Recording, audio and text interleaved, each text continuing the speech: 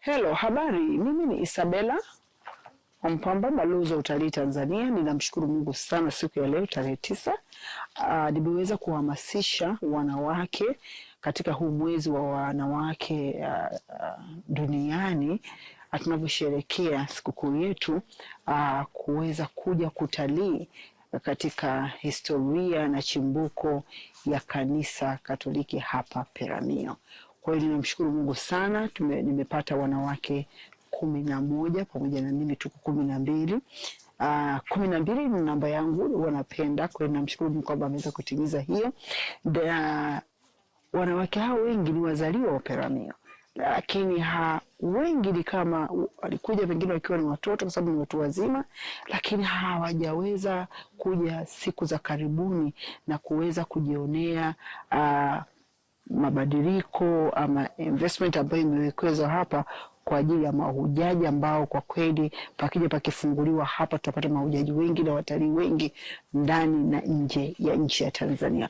Kwa tayari nimeshaanza kuwafundisha, kwa maana kwamba wageni wengi watakapokuwa wanakuja watahitaji malazi, watahitaji chakula, watahitaji vinywaji na watahitaji pengine kununua zawadi za kiasili kutoka jamii hii ya Wangoni, ya Wamatengo, Wayao na kila kitu kama hicho.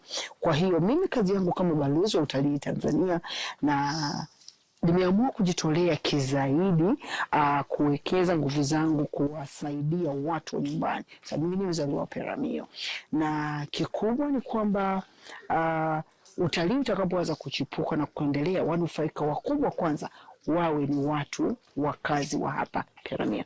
Kwa hiyo wengi waweze kujiandaa, kwa maana ya kuwa na Airbnb. Mtu anaweza kuwa na nyumba yake, pengine anaweza kuwa na chumba kimoja anakitoa kwa ajili ya wageni, lakini pia watu wajiandae kupika mapishi yale ya traditional food na kutengeneza vitu mbalimbali ambavyo wageni watakuwa wanapenda kuja kununua. Kwa hiyo niko tayari kushirikiana na serikali kama mkuu wa mkoa jana alivyosema kwenye maadhimisho, na nilifurahi sana mheshimiwa mkuu wa mkoa wa Ruvuma basi kwa kusema kwamba ofisi ya mkoa iko tayari kuweza kushirikiana pamoja na mimi. Lakini ninachokijua sana katika utalii mkubwa unaanza na mtu binafsi. Unanielewa? Sio ile kwamba watu wamehamasishwa au wamelipiwa na ofisi sio na nini. Ndio utalii mwingi uliozoeka Tanzania, lakini hawa watu waliotalii leo wamejitoa wao kwa moyo wao kuja kufanya utalii.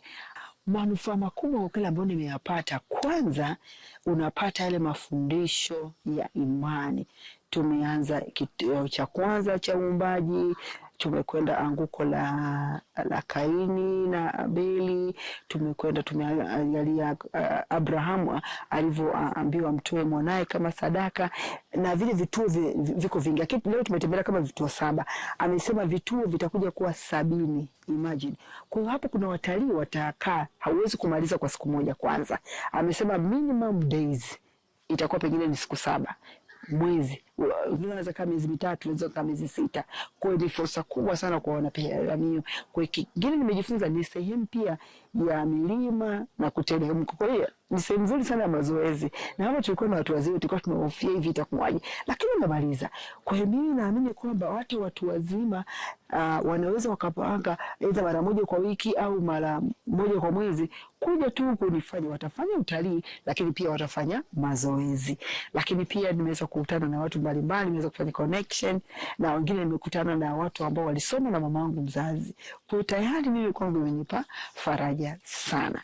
Lakini pia tumekutana na mwongoza utalii, anaelezea kwa ufasaha zaidi, lakini kama ni mtu wa kiroho, you can connect with your spirit, yani inakuwa ni nzuri sana. Asante sana.